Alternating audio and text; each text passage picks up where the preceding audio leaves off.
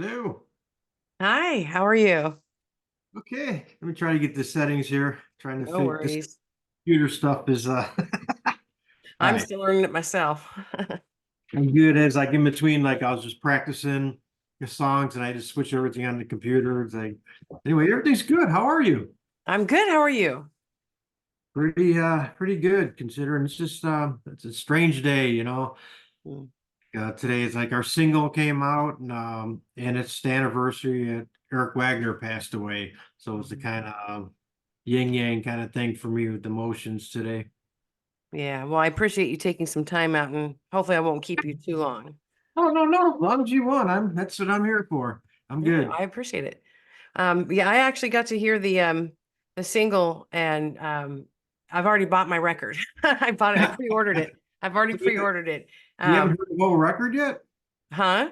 You haven't heard the whole record yet? Oh no, I did. Yeah, Liz sent me the preview. So no, I was already down after the first two songs. So Perfect. I pre-ordered and I'm ready to go because Carl Agal's voice in that song it's perfectly suited for him. It's awesome.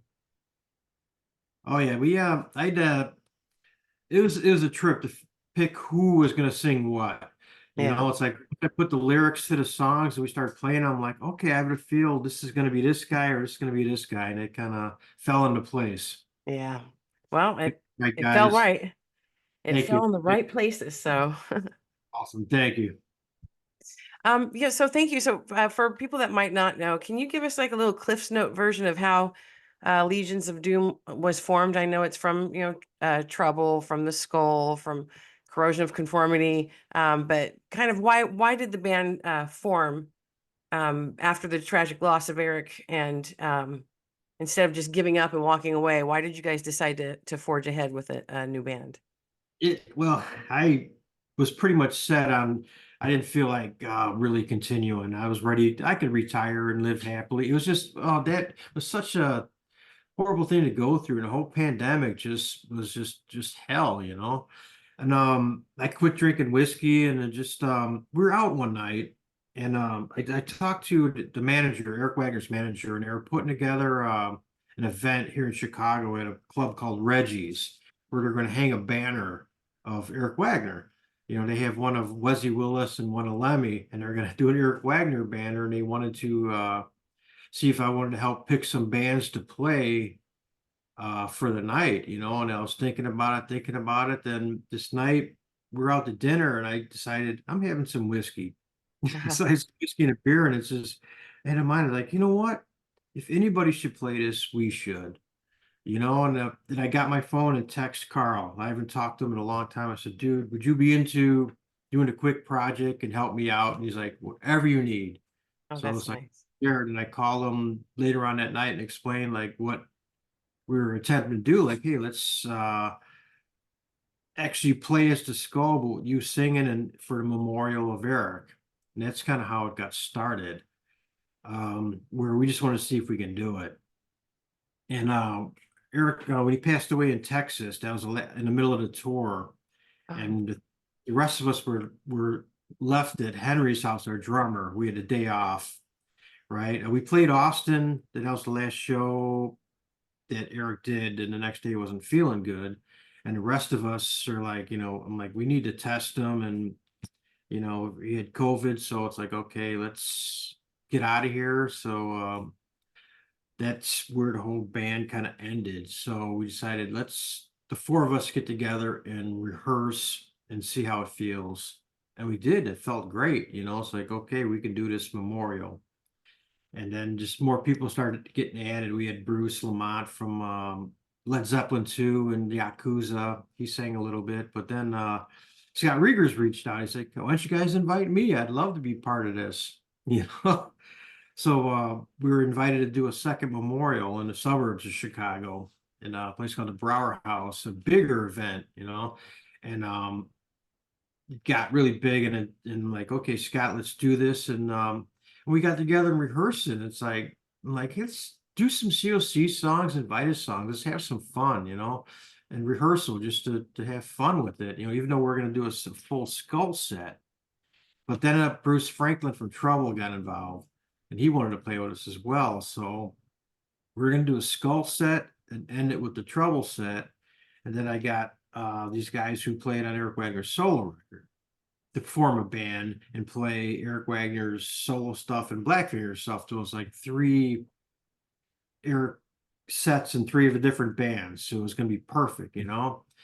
But we're like Victor Griffin from Pentagram, his band was gonna play as well, but they had to drop off. And so we had an open slot. I'm like, well, why don't we play as us and just play a couple of the cover songs, like some CLC and Novitis. Mm. And we came up with the name Legion of Doom to do it. And it stuck from there. So that's long story short, that's how Legion of Doom started. But then it came off of the memorial shows we kept together and we enjoyed playing them other songs and we incorporated both of it to like the big package, like, okay, we're gonna play Skull stuff and the Vitus and CLC and Trouble and keep it and see what people would be interested, you know? Yeah. Well, I think they're going to be very interested. I think they have been very interested. So, what the new album that's out? Is there any particular song on there that stands out to you that maybe has a special place in your heart, or you absolutely hated it, but or you loved it? Is there anything on there that really speaks to you? It like with me, it's hard to pick one or the other one. I love them all because it was just a heartfelt thing. 'Cause I had to pull a lot of emotional strings to make this record happen, you know, after everything and fit it all together. And everybody was kind of like, okay, this is your baby, whatever you want us to do. So I pretty much had to put it together, and it's every song breath, the fresh life with each guy. They all played their hearts out on this record. And they made each song just incredible and become something different than it started off with. And I mean, I'm listening to all the songs, actually half of it because we're rehearsing tomorrow in Texas, and I had to relearn these songs. Like in between interviews, I've been relearning songs and playing them. I'm like, God, it's a cool song. Wow, that's a cool song. And Yeah.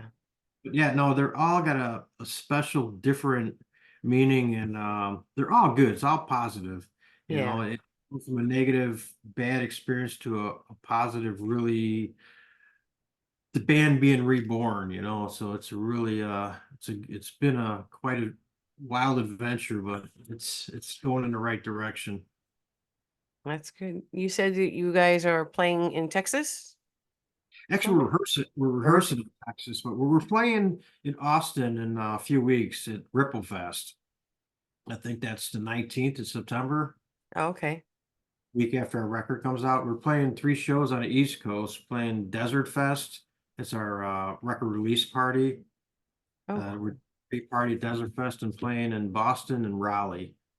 All So right. it's and then a show in November in Chicago. And then actually we got to meet with our booking agents this week to find out, okay, let's start booking in 2025. What are we going to do? Are we going to tour or what? And because everybody else got so many things to do. So this weekend, beside rehearsing, we're going to sit down and talk like, okay, you guys, how much touring you want to do? And then we go from there.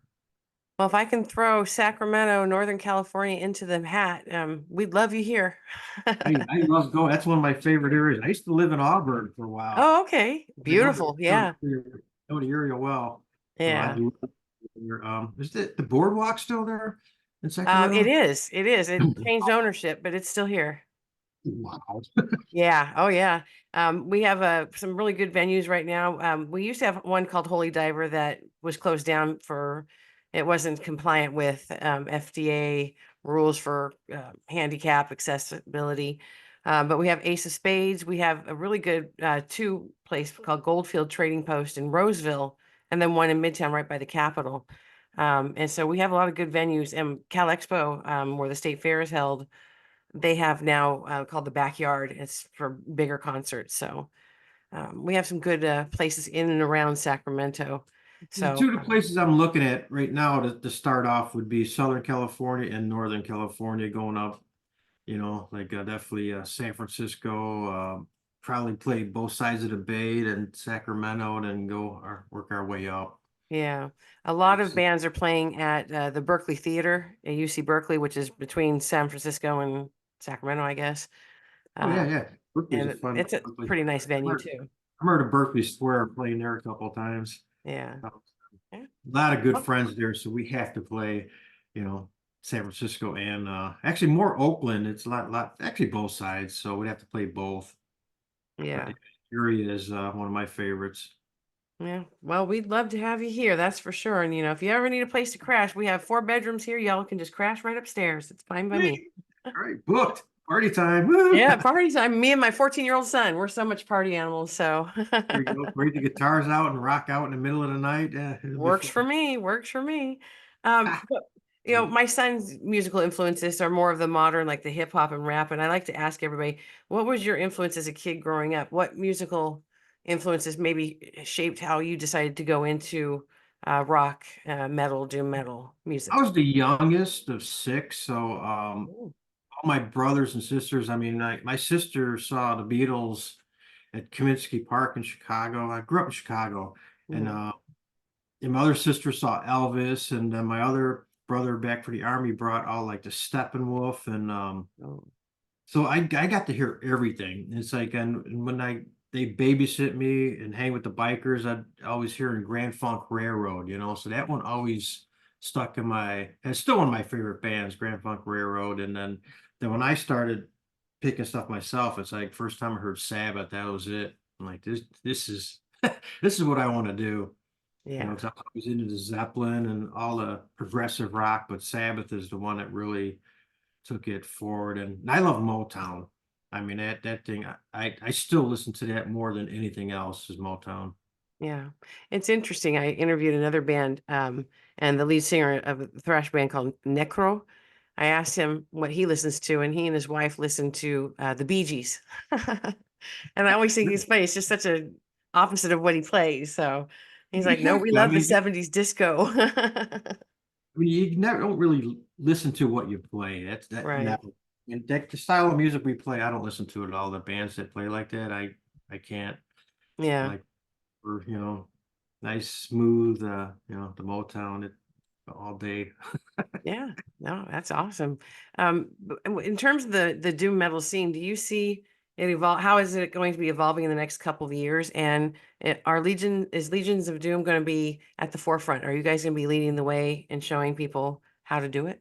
I we always had. It's funny because from the beginning, and we just played heavy rock. We weren't really trying to play Doom, and Well, we played Doom before it was called Doom, which is pretty cool. Like with Trouble back then, are like, "Oh, this Doom you're playing." We're like, "Oh, it's just metal, man," you know. yeah, And we just always just played that style, never tried to play anything except for what came out, and so we're continuing to do what we do, and I think it's going to come around full circle because I think a lot of the doom bands got pretty lazy the last few years. They're smoking too much weed and not putting as much into the songs like they should, yeah, It's like, lay back on the weed and actually think about stuff and write some quality songs, yeah. and that's what it's about, just writing good songs.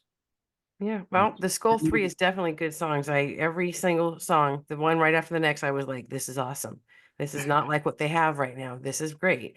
And so it shows the thought that you all put behind the words in the songs. we So like I to think, put together like an album from start to finish that, we always think of it like a record, mhm, okay, intros, outros, and here's a full packaged record artwork, like when we used to go to the stores and buy it. And it's the old generation misses it, so we're hopefully this appeals to them, and the younger generation never had a chance to experience that. yeah, They're force fed a lot of music now where it's just one at a time, like single here, single here, single here. It's not about a full record. So hopefully they gravitate this because a lot of them are discovering Sabbath for the first time and Priest and stuff like mm, that. And it's like, and a lot of it they missed out on. So hopefully they can grab a hold of us and just check out a record. yeah, Oh, this is yeah, how it used to be done. There's actually a band still doing it, and just give them a little taste of how it used to be. yeah.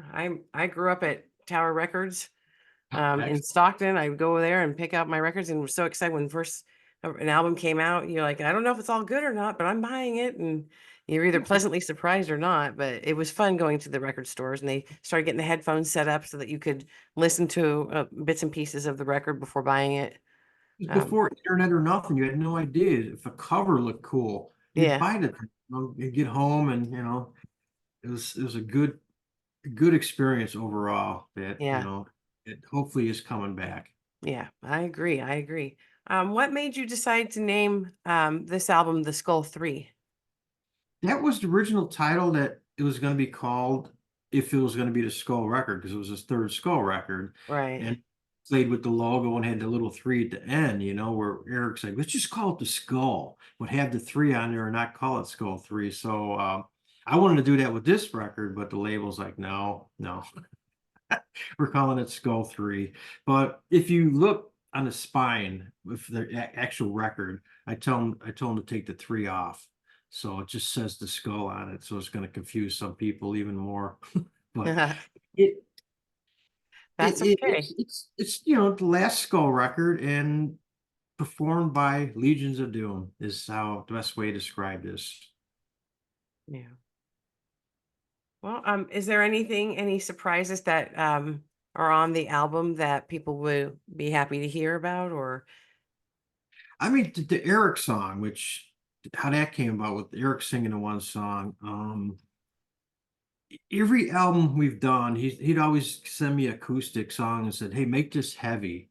I'm like, It's an acoustic song. How can I make it heavy? Just make it loud." I mean, I didn't know. So this one, I really wanted to work on this song, and he recorded Del. We did a bunch of songs with just playing the guitar and a microphone, you know, and I released it as a little record called High Ideas, just all these acoustic songs. And he was a big Beatles fan, and I know okay. the Beatles just recently did the song with John Lennon where they of him playing the piano, where they took it, were able to separate it, and then the rest of the John, Paul and Ringo played to it, and they had some old George stuff they put on, so it was actually a new Beatles song. And I'm like going, let's do that for this. Let's do it for Eric. Do this song, And we Yeah, got technology. Our engineer who mixed the record was able to separate Eric's vocals from the guitar track.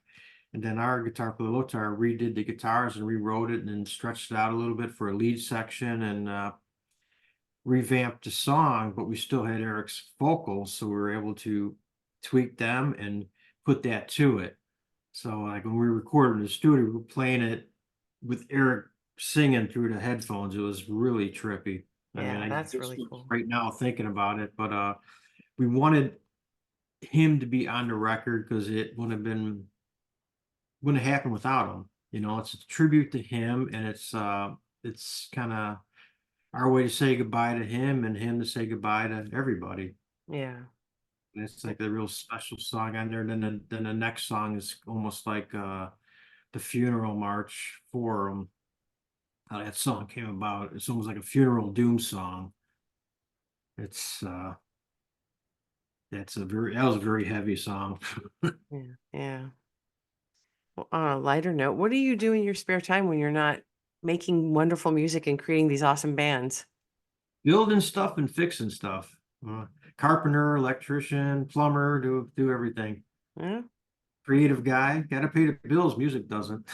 yeah, yeah, yeah. I know that one. But Okay, well, just like everyone else, I just love being out and doing stuff. I can't not be. I was one of the kids that probably should have had Ritalin. Actually, nobody should have Ritalin, but I was the one that just always had to be doing stuff. My brain is like constantly going. I think most creative people have brains that keep racing even when they're sleeping. So Oh yeah, oh yeah, you got to find that outlet. So if it's building, it's building. It works for me. absolutely. I mean, waking up with a song in your head is the most amazing thing. Where it came from. Also, like the one song Insecticide, I wrote that. I woke up and that whole song was in my head. I just got the guitar and played it that morning. I'm like, where did this come from? And a whole song within before I even had my coffee. I'm like, this is crazy. So it's like That's one of them gifts that I'm so happy I have, and it's truly special to be able to do something like that. And yeah. I'm honored, man. I mean, it's amazing. I appreciate the music. I do photography for fun, and but just the fact that you can wake up and write a song that's going to just, make a lot of people happy or make them think, it's amazing. And so, we need to protect people like you at all costs because we need that music. We need our kids to hear it. It helps, music moves you. And so having the Absolutely. ability to do that is Absolutely. amazing. How do you say it? Because your soul is where it comes from, and it reaches everybody's soul, and it's, you know, where people are going through hard times or hurting or stuff like that. Music can really smooth that over. Yeah. It kind of like just grabs your soul and kind of like pats it and calms you down, and it's a nice way to get through life. Music is so important, always has been through all the time, always. I'm glad we're continuing the tradition. Yep. And I appreciate it too. And it does music does heal. So it's very Absolutely. important. So well, is there anything the fans should know about upcoming any like tours other than the ones you already have scheduled, or It's anything you'd like to September. leave? The record coming out September 13th, Friday the 13th, as a matter of fact. It's like kind of like I picked that just because I'm a huge Templars fan, and that's when they got got got theirs got That's their asses awesome. handed to them. But it worked out okay. Friday the 13th, but the record's coming out. The single just came out today. A Voice of Mhm. Reason is available, and we got them dates coming, and we will be playing more at the end of the year and in 2025. We plan to play as many festivals as we can and start hitting different areas of the US and Europe. Yep. Well, I'm looking forward to it. And I really appreciate your time today, Ron. Thank you so much. And I appreciate you enlightening me all things metal, not just doom metal, and on Absolutely. Legions of Doom. I really do appreciate the band and I love the record and I'm looking forward to receiving it because I collect albums. So I'm looking forward to getting it.